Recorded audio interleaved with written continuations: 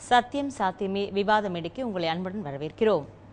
இந்திய ரூபாயின் வீழ்ச்சி, பொருளாதாரத்தின் பின்னடைவு இவற்றை மனதில் கொண்டு மத்திய அரசு திடீர் சிக்கன நடவடிக்கையின் பேரில் பல புதிய நியமனங்களை வெளியிட்டுள்ளது. இந்த நியமனங்கள் அனைத்தும் ஏற்புடையதுதானா? இந்த நடவடிக்கை யாரையெல்லாம் பாதிக்கும் என்று நம்மிடையே விவாதிக்க காங்கிரஸ் கட்சியின் மாநில செயலாளர் திரு முனைவர் பாஷா அவர்களும் சிபிஎம் எல்லிலிருந்து திரு சதீஷ்குமார் அவர்களும் வந்திருக்கிறார்கள். அவர்களுக்கு சத்தியம் தொலைக்காட்சியின் சார்பாக வணக்கம். சார், இப்போ நீங்கள் சொல்லுங்கள், இந்த ஒரு முடிவு வந்து மத்திய அரசு எடுத்திருக்காங்க, சிக்கன நடவடிக்கை அப்படின்ற பேரில் இது போதுமானதாக இருக்குமா? அதாவதுங்க, உலகம் முழுவதும் ஒரு பொருளாதார தேக்க நிலை உருவாகி இருக்கிறது. இன்னும் சொல்ல போனால் அமெரிக்காவிலே பாரக் ஒபாமா அவர்கள் முதல் முறையாக அங்கே அவர் தலைவராக வந்ததற்கு பின்னால் மிகப்பெரிய பொருளாதார நெருக்கடி அமெரிக்காவில் ஏற்பட்டு அதன் காரணமாக அமெரிக்காவிலே பலர் வேலை இழக்கக்கூடிய சூழ்நிலை. ஆனால் அப்பொழுது பாரக் ஒபாமா என்ன செய்தார் என்று சொன்னால், இந்த அமெரிக்காவினுடைய பொருளாதார தேக்க நிலையை ஸ்திரப்படுத்துவதற்காக நான் புதிய வரிகளை போட இருக்கிறேன், பொதுமக்களாகிய நீங்கள் எல்லாம் ஒத்துழைக்க வேண்டும் என்று வேண்டுகோள் விடுத்தார். அதை போலவே பல்வேறு சிக்கன நடவடிக்கைகள் என்ற பெயராலே ஆட்குறைப்பு போன்ற நடவடிக்கைகளை எடுத்தார். அதற்கு பிறகு நடந்த தேர்தலில் மீண்டும் அவர் வெற்றி பெற்று இரண்டாவது முறையாகவும் அந்த நாட்டினுடைய தலைவராக பொறுப்பேற்றிருக்கிறார். அதை போலவே இன்றைக்கு ஒரு பெரிய பொருளாதார தேக்க நிலை இந்தியாவிலே உருவாகி இருக்கிறது. அந்த பொருளாதார தேக்க நிலையிலிருந்து இந்தியாவுடைய பொருளாதாரத்தை சரி செய்ய வேண்டும் என்ற நோக்கத்தோடு தான் மத்திய அரசாங்கம் இன்றைக்கு இந்த சிக்கன நடவடிக்கைகளை அறிவித்திருக்கிறது. கண்டிப்பாக நம்முடைய இந்திய மக்களை பொறுத்தவரை தேசபக்தி மிக்கவர்கள். எனவே இந்தியாவின் மானத்தை காப்பாற்ற, இந்தியாவினுடைய பொருளாதார தேக்க நிலையிலிருந்து இந்தியாவை காப்பாற்ற இந்த சிக்கன நடவடிக்கைகளை இந்திய மக்கள் வரவேற்பார்கள் என்ற நம்பிக்கை எனக்கு இருக்கிறது. அந்த பொருளாதார தேக்க நிலைக்கு நிச்சயமாக ஒரு தீர்வு கிடைக்கும். நிச்சயமாக. அதாவது 5 நட்சத்திர ஓட்டல்களிலே விருந்து அதை தடுப்பது அது ஏற்றுக்கொள்ளலாம். அதோடு மட்டும் இல்லாமல் உள்நாட்டு விமான பயணத்தின் போது 2ஆம் வகுப்பில் பயணம் செய்து கொள்ளலாம், அதையும் ஓரளவுக்கு பொதுமக்கள் ஏற்றுக்கொள்கிறார்கள். ஆனால் வேலையில்லா பட்டதாரிகள் அரசாங்க வேலையை நோக்கி இருக்கிறார்கள், அவர்களுக்கு பணி நியமனம் இந்த ஆண்டில் வழங்கக்கூடாது என்ற மாதிரி தீர்மானம் இது எந்த அளவுக்கு ஏற்புடையது? அதாவதுங்க, ஏற்கனவே பல்வேறு அரசு நிறுவனங்களில் வேலை வாய்ப்புக்கு வேலைக்கு ஆட்கள் எடுப்பது தடை செய்யப்பட்டிருக்கிறது. இன்றைக்கு ஏற்பட்டிருக்கின்ற இந்த பொருளாதார நெருக்கடி தற்காலிகமானது தான். எனவே அந்த தற்காலிக நெருக்கடியில இருந்து இந்த தேசத்தை காப்பாற்ற வேண்டும் என்ற நோக்கத்தோடு தான் இளைஞர்களுக்கு வேலை வாய்ப்பை ஓராண்டிற்கு நிறுத்தி வைப்பது என்று தீர்மானித்திருக்கிறார்கள். எனவே இது நிரந்தரமானதல்ல. கண்டிப்பாக மீண்டும் அவர்களுக்குரிய வேலை வாய்ப்பு உருவாக்கி தருகின்ற காரியத்தை இந்த மத்திய அரசாங்கம் செய்யும் என்பதிலே இளைஞர்கள் நம்பிக்கையோடு இருக்க வேண்டும். இல்ல, இளைஞர்கள் நம்பிக்கையோடு இருப்பது நீங்க சொல்வது சரிதான். அதாவது பொதுவாக இந்த நாட்டில் வந்து ஊழல் என்பது அனைவருக்கும் தெரிந்த ஒன்று. ஹவாலாவிலிருந்து, ஃபோபஸ்லிருந்து 2G இப்படி தொடர்ந்து இன்றைக்கு வந்து நிலக்கரி சுரங்க இது மாதிரி தொடர்ந்து வந்து கொண்டிருக்கிற சூழ்நிலையில் அதற்கு ஒரு இரும்பு கடம் கொண்டு அடுக்காத அந்த மத்திய அரசு படித்த பட்டதாரிகளின் வாழ்க்கையில் கை வைத்திருப்பது எப்படி சரி என்று நீங்க சொல்லுங்க. அதாவதுங்க, ஊழலை ஒழிக்க வேண்டும் என்பதிலே மாறுபட்ட கருத்து மத்திய அரசாங்கத்துக்கு இல்லை. இன்னும் சொல்ல போனால் ஊழலை ஒழிப்பதற்காக லோக்பால் சட்டத்தை கூட கொண்டு வந்தோம். அந்த லோக்பால் சட்டம் நாடாளுமன்றத்தில் சட்டங்கள் அநேக சட்டங்கள் இயற்றப்பட்டு இருக்கிறது, அது அனைத்தும் ஏட்டு சுரக்காயாக தான் இருக்கிறது என்பது பொதுமக்களுடைய குற்றச்சாட்டு. இல்லை, இது வந்து உங்களுக்கு ஆட்சிகள் காரணம் அல்ல. எந்த ஆட்சி இருந்தாலும் ஊழல்கள் நடந்து கொண்டிருக்கிறது. மக்கள் மனநிலையில் மாற்றம் வந்தாக வேண்டும். நான் இந்த காரியத்திற்கு செல்கிறேன் என்று சொன்னால் பணம் கொடுத்தால் 15 நாட்கள் நடக்கக்கூடிய வேலை இன்றைக்கு காலையிலே பணம் கொடுத்து மாலையிலே அது முடியும் என்பதற்காக பணம் கொடுக்கின்ற மனோபாவம் மக்கள் மத்தியிலே முதலிலே ஒழிக்கப்பட்டாக வேண்டும். நான் நேர்மையாக பணம் கொடுக்காமல் இந்த காரியத்தை செய்து கொள்வேன் என்ற உணர்வு மக்கள் மத்தியிலே வந்தால் கண்டிப்பாக ஊழல் செய்கின்ற எந்த அரசியல்வாதியாக இருந்தாலும் அந்த ஊழலுக்கு அவர்கள் ஆட்பட மாட்டார்கள் என்பது என்னுடைய கருத்து. நிச்சயமாக. சதீஷ், நீங்க சொல்லுங்க, இப்படி இளைஞர்கள் பட்டதாரி இளைஞர்களுக்கு இந்த வேலை இல்லை அப்படின்னு அவங்க சொல்லி இருக்கிறது சரியா?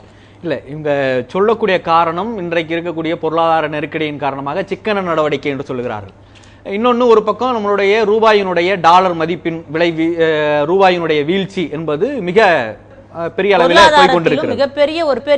மிகப்பெரிய அளவில் பின்னோட கிட்டத்தட்ட 1947 ஒரு டாலருக்கு $1 என்றிருந்த மதிப்பு இன்றைக்கு வந்து 68 ரூபாய் வரைக்கும் போயிட்டு 63 ரூபாய்க்கு வந்திருக்கு. ஆனா இடையில இந்த 47 இருந்து காங்கிரஸ் கட்சி தான் இந்தியாவை ஆண்டு கொண்டிருக்கிறது. இடையில வந்து ஜனதா கட்சியாக இருக்கட்டும், இல்ல பாரதிய ஜனதா ஆட்சியாக இருக்கட்டும், இல்ல ஐக்கிய முற்போக்கு கூட்டணியில் வந்து ஒரு சிறிது காலமே மட்டுமே பிரதமராக இருந்த சில இவர்களை தவிர கிட்டத்தட்ட எல்லா காலங்களிலும் காங்கிரஸ் கட்சி தான் ஆண்டு கொண்டிருக்கிறது. இன்றைய கடந்த 2 தேர்தல்களிலுமே இவர்கள் என்ன வாக்குறுதியை கொடுத்து வந்தார், மக்களிடையே வந்து மிகப்பெரிய எதிர்பார்ப்பை எப்படி உண்மைப்படுத்தி வந்தாங்கன்னு கேட்டீங்கன்னா, இவங்க வந்து மிகப்பெரிய பொருளாதார வல்லுநரை எங்களுடைய பிரதமர் வேட்பாளராக நாங்கள் அறிவித்திருக்கிறோம் என்று சொன்னாங்க. குறிப்பா மன்மோகன் சிங் அவர்கள் வந்து உலக வங்கியில பணியாற்றிய பொருளாதார வல்லுநர், அவர் வந்தால் இந்தியாவுடைய பொருளாதாரத்தை வந்து மிக அபரிதமாக வளர்த்து கொண்டு போயிடுவார்னு சொன்ன காங்கிரஸ் கட்சி அதனுடைய ஆட்சியில் இன்றைக்கு வந்திருக்கக்கூடிய நிலைமை என்னன்னு கேட்டீங்கன்னா, இன்னைக்கு வந்து 68 ரூபாய் வரைக்கும் ரூபாயினுடைய விலை வீழ்ச்சி வந்து போனதுதான் இல்லைங்களா. இந்த பொருளாதார வல்லுநர்கள் கொண்டு வந்த மாற்றம் அப்படின்றது இதற்கு மேல் ஒன்றும் கிடையாது. இன்னொரு பக்கம் இவர்கள் வந்து வேலையில்லா பட்டதாரிகளுக்கு, குறிப்பாக வந்து அரசு ஊழியர்கள் வந்து கடந்த ஓராண்டுக்கு முன்னே இருந்து காலியான பணியிடங்களை நிரப்பக்கூடாது என்று ஒரு இதை வந்து கொண்டு வந்திருக்காங்க.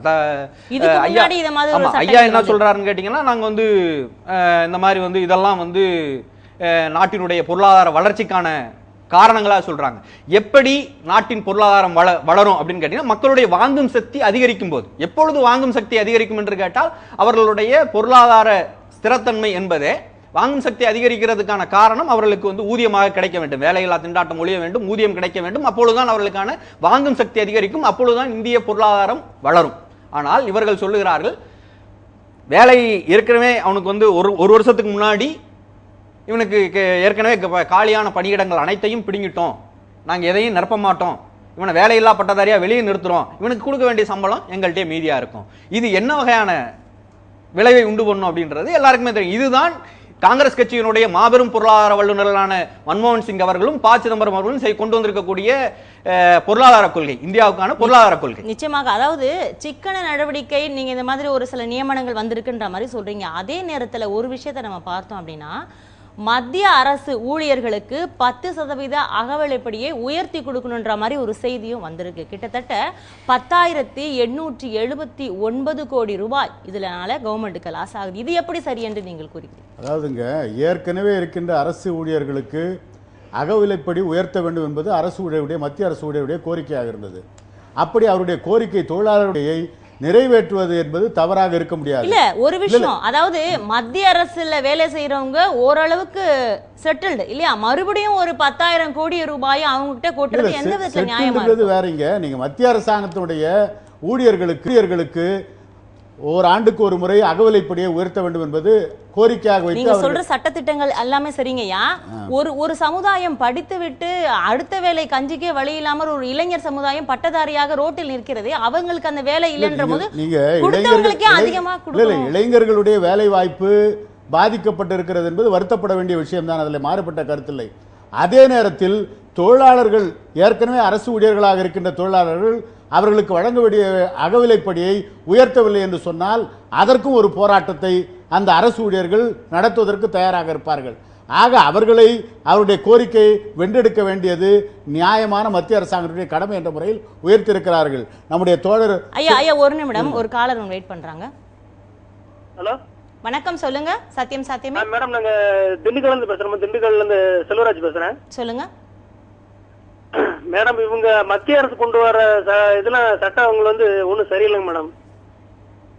அவங்க பாத்தீங்கன்னா அது வந்து பெரிய பெரிய முதலாளிக்கு மட்டும் தான் கொண்டு வராங்க, தவிர ஏழை மக்களுக்கு வந்து எதனால அந்த சட்டம் சரியில்லைன்னு நீங்க சொல்றீங்க செல்வராஜ்? அதாவது மேடம், அவங்க ஆரம்பத்துல இருந்தே பாத்தீங்கன்னு வச்சுக்கல, இந்த 2வது கவர்மெண்ட் வந்த அரசு சும்மா சரியா இல்லை. ஏன்னா அவங்க ஊழல் பண்ணி தொடர்ந்து ஊழல் வந்து அது வந்து மூடி மறைக்கிறாங்களே தவிர அதுக்குண்டான தீர்வே இல்லாம தான் இருக்குது.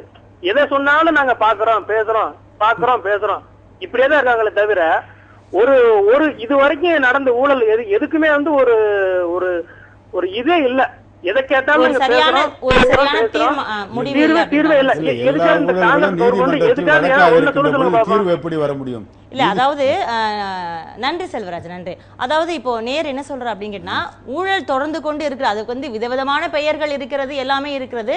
இதற்கான சரியான தீர்வு எப்ப கொடுத்திருக்கீங்க அப்படின்ற மாதிரி செல்வராஜ் கேக்குறாரு. எந்த ஊழலுமே ஊழல் நடந்து என்பதற்கான ஆதாரம் இல்லை, அனுமானத்தின் அடிப்படையிலே தான் 2G ஊழல் இத்தனை கோடி ரூபாய் ஏலம் விட்டிருந்தால் லாபம் அரசாங்கத்திற்கு கிடைத்திருக்கும்.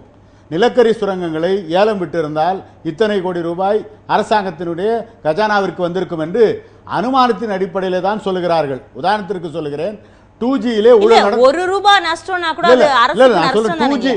2Gயில் ஊழல் நடந்தது என்று சொன்னால், ஏலம் விட்டிருந்தால் இத்தனை ரூபாய் 1.76 லட்சம் கோடி ரூபாய் அரசாங்கத்திற்கு கஜானாவிற்கு வந்திருக்கும் என்று சொன்னால், 3G ஏலம் விட்ட பொழுது ஏன் அதை வாங்குவதற்கு யாரும் வரவில்லை?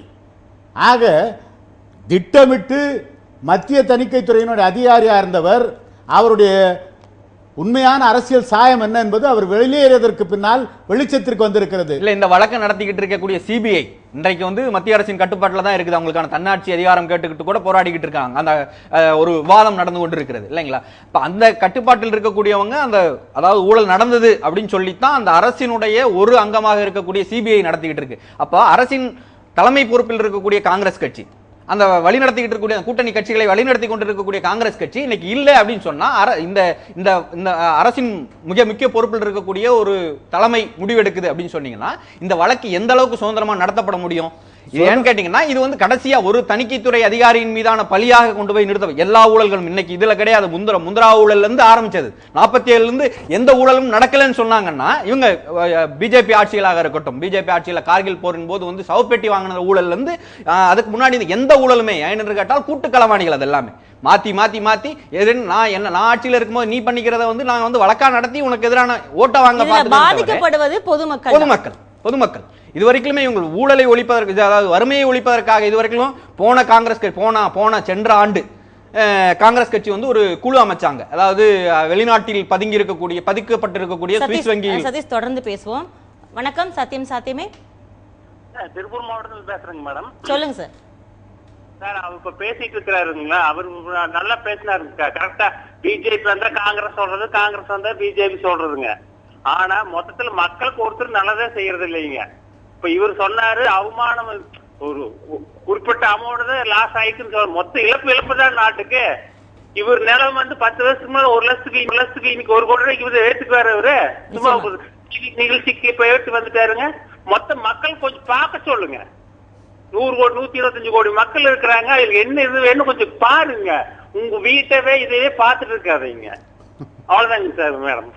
நிச்சயமாக. அதாவது இப்போ நேயர் பேசினாரு, அது வந்து ஒரு நபர் பேசினாலும் ஒட்டுமொத்த அப்பாவி பொதுமக்களோட கருத்தை அவர் பதிவு செஞ்சிருக்காரு. இல்ல, மாறுபட்ட கருத்து இல்லைங்க, மக்களுடைய கருத்து ஏற்றுக்கொள்ளக்கூடிய கருத்து தான்.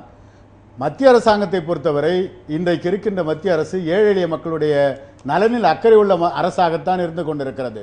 உணவு பாதுகாப்பு சட்டமாக இருந்தாலும் சரி,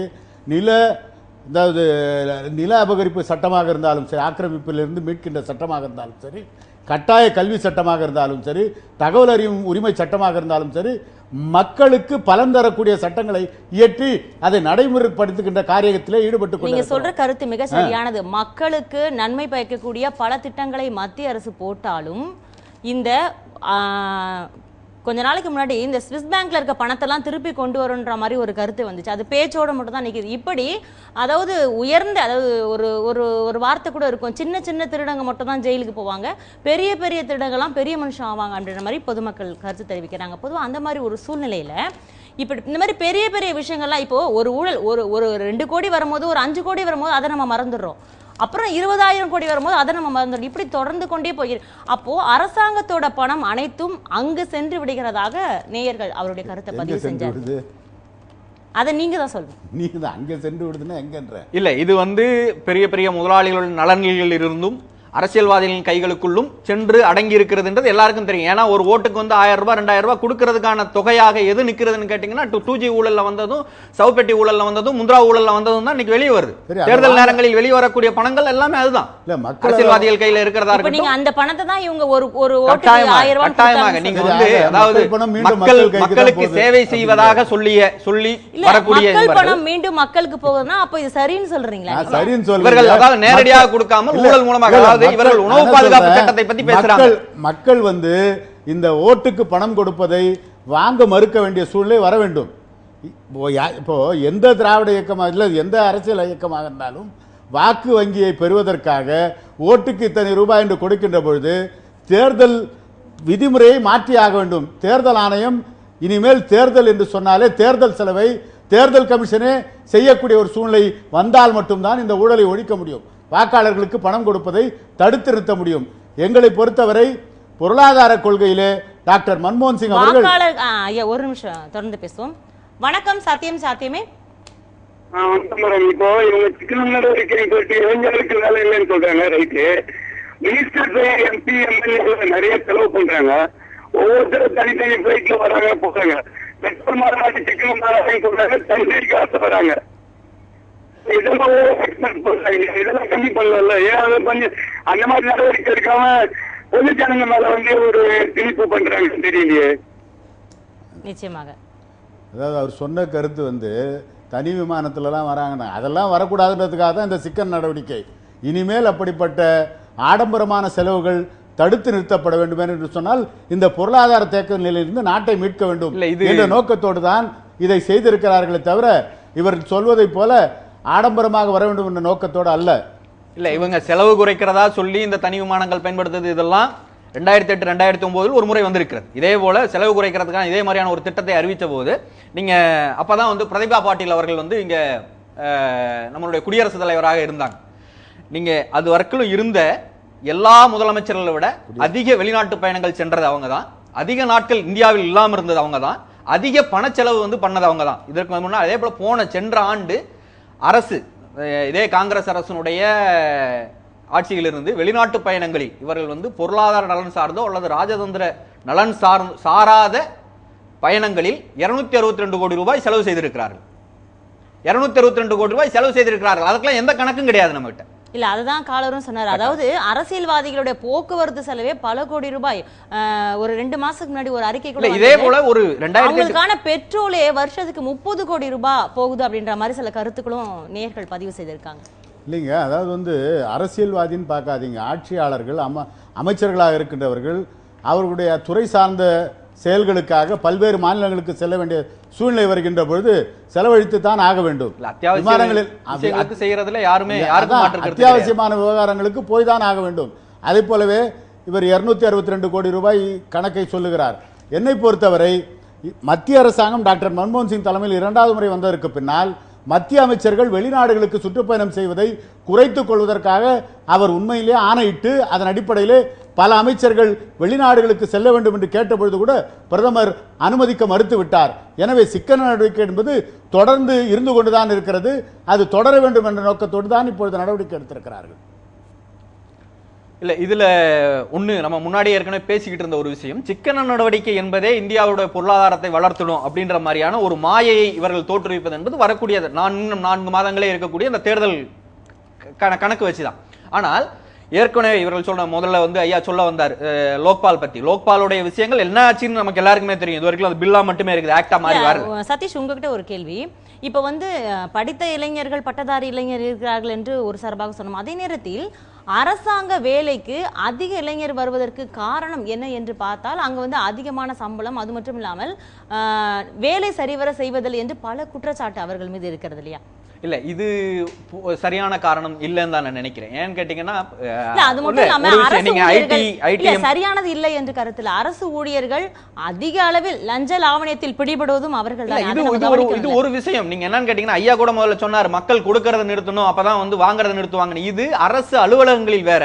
ஆனா அரசியல்வாதிகள் வாங்குறதுன்றது மக்கள்கிட்ட இருந்து வாங்குறது கிடையாது. இவன் ரேஷன் கார்டு வாங்குறதுக்காக 5 10 சாதாரண பாமர மக்கள் போய் கொடுக்கிற விஷயம் கிடையாது. இது இவர்கள் 2G ஒரு ஒட்டுமொத்த மக்களுடைய நலன் ஒரு திட்டங்களை வெளியில எப்படி ரிலீஸ் பண்றாங்க அப்படின்றத பொறுத்து இல்லைங்களா? அரசுக்கான கொள்முதல், ராணுவ தளவாடங்கள் கொள்முதலில் இருந்து அத்தியாவசிய இது வரைக்கும் உணவு பாதுகாப்பு சட்டத்தை பத்தி சொல்றாரு. 35 ரூபாய் சென்ற ஆண்டு இருந்த அதே அரிசியினுடைய விலையை 65 ரூபாய் ஆக்கிட்டு உணவு பாதுகாப்பு சட்டத்தை பத்தி மத்திய அரசு பேசு. 65 ரூபாய் யாரா? ஆமா, இன்னைக்கு இதனுடைய விலை பாத்தீங்கன்னா 65 ரூபாய். எங்க வெளி மார்க்கெட்ல விற்குதுங்க. நீங்க அரசாங்கம் கொடுக்கிற அரிசியை பத்தி பேசுங்க. வசதி இருக்கிறவங்க 65 ரூபாய் அரிசி வாங்குறான், வசதி இல்லாத ரேஷன் கடையில் கொடுக்குற இலவச அரிசி வாங்கி சாப்பிட்றவங்க இருக்க தான் செய்கிறாங்க. அதெல்லாம் நீங்கள் அதோட ஒப்பிடக்கூடாது. அதே மாதிரி நீங்கள் சொன்னது போல அரசு ஊழியராக போக வேண்டும் என்ற ஆர்வம் எதற்கு வருகிறது என்று சொன்னால் வருமானத்தை ஈட்ட முடியும். அது மட்டும் இல்லாமல் வேலை செய்யாமலேயே சம்பளத்தை வாங்க முடியும்.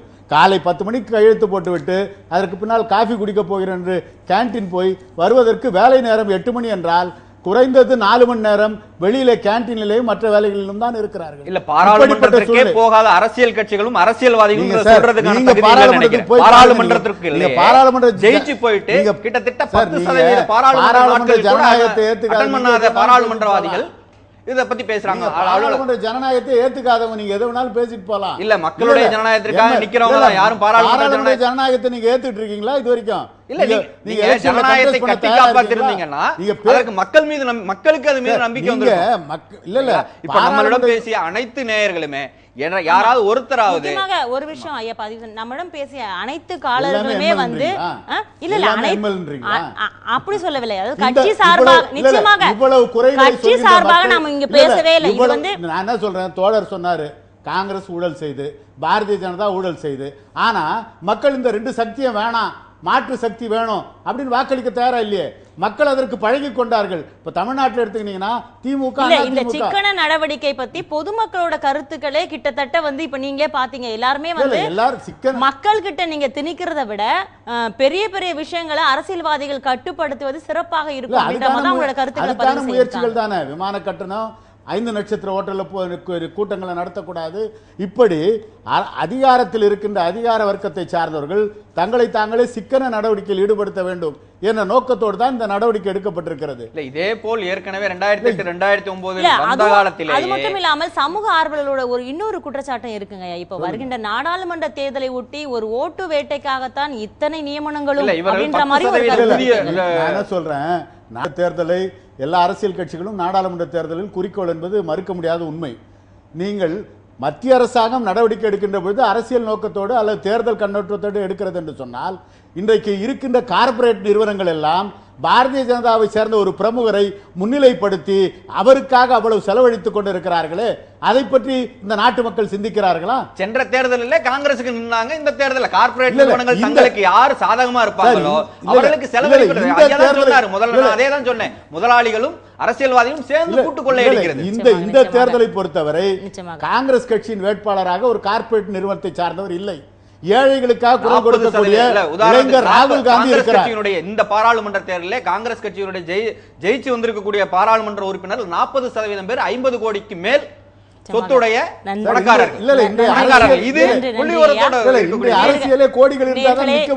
மத்திய அரசின் சிக்கன நடவடிக்கை பற்றி நம்முடைய அரங்கத்திற்கு வந்து மிக சிறப்பான ஒரு விவாதத்தை கொடுத்த இருவருக்கும் நன்றி.